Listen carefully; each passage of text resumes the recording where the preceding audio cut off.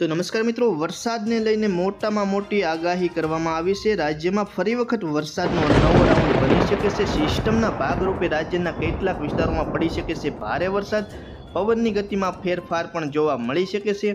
તો મિત્રો, કયા વિસ્તારોમાં કેવો વરસાદ પડશે અને કેટલા સમયગાળા દરમિયાન રાજ્યમાં વરસાદી માહોલ હવે બન્યો રહેશે, ચોમાસું વિદાય ક્યારે લેશે, તેમજ આગામી સમયમાં પવનની ગતિમાં કેટલો ફેરફાર સિસ્ટમના ભાગરૂપે જોવા મળશે, તેમજ ખેડૂતો માટે એક અગત્યના સમાચાર પણ આવી રહ્યા છે। તો સંપૂર્ણ માહિતી મિત્રો આપણે આ વિડીયોની અંદર જોવાની છે। તો વિડીયોમાં આગળ વધતા પહેલાં ચેનલમાં નવા હો તો નીચે આપેલા સબસ્ક્રાઇબ બટનને દબાવી ચેનલને સબસ્ક્રાઇબ કરી દેજો અને વિડીયોની લિંક તમામ મિત્રો સુધી શેર કરજો, જેથી કરીને બજાર ભાવ અને વરસાદની માહિતી તમને મળતી રહેશે। તો જોઈએ મિત્રો વિગતવાર માહિતી। તો રાજ્યમાં ખાસ કરીને 28, 29 અને 30 તારીખ સુધીના સમયગાળા દરમિયાન સૌરાષ્ટ્રના વિસ્તારોમાં વરસાદ, દક્ષિણ ગુજરાતના, મધ્ય ગુજરાતના, કચ્છ જિલ્લાના દરિયાકાંઠાના અને ઉત્તર ગુજરાતમાં ક્યાંક ને ક્યાંક છૂટો છાંટો વરસાદ પડી શકે છે। વાત કરીએ મિત્રો સૌરાષ્ટ્રની, તો સૌરાષ્ટ્રમાં ઉના, ભાવનગર, જૂનાગઢ, દ્વારકા તેમજ થાન સહિતના જે વિસ્તારો છે એમાં મધ્યમ વરસાદ પડી શકે છે।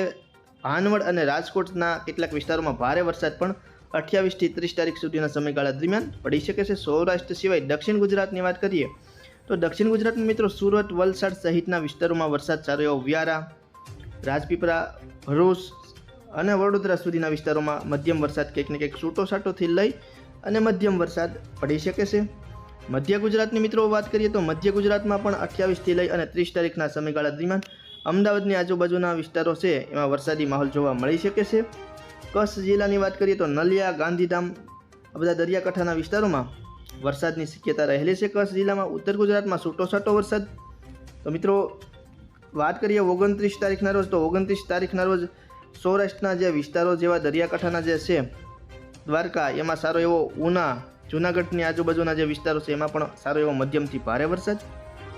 વાત કરીએ મિત્રો 30 તારીખની, તો 30 તારીખના રોજ સિસ્ટમ ગુજરાત તરફથી આગળ નીકળી જશે અને સિસ્ટમનો પ્રભાવ ગુજરાતમાંથી ઓછો થશે અને છૂટો છાંટો વરસાદ જોવા મળશે। મિત્રો હવે પવનની ગતિની વાત કરીએ તો નોર્મલ કરતાં થોડો ઘણો વધારો થશે તેવી શક્યતા રહેલી છે। દરિયાકાંઠે થોડા ઘણા મોજા ઉછળે તેવી પણ સંભાવના રહેલી છે।